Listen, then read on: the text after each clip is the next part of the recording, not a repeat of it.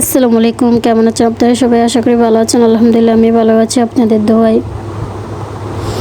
আজকে আমার একটা মোস্ট ইম্পর্টেন্ট একটা পার্ট শেয়ার করব।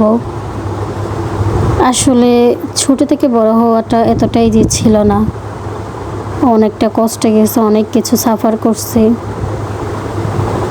আমরা ভাই বোন 6 জন। আমার বাবা আমাদের বড় করছে, মানুষের মতো মানুষ বানিয়েছে। ওই বাবা মাকে কীভাবে কষ্ট দিই বলেন?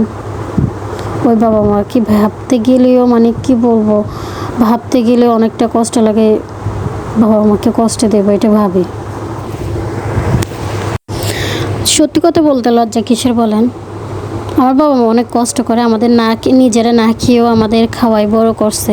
এগুলা থেকে দেখে আসতেছে আমাদের জন্য অনেক কিছু স্যাক্রিফাইস করে আসতেছে, যেটা আমরা কোনোদিনও ভুলবো না। দিন শেষে এটাই বলবো, সবার বাবা মা যেন সবসময় সুস্থ থাকে, এই দোয়াই করি। আপনারা আমাদের বাবা মার জন্য দোয়া করবেন।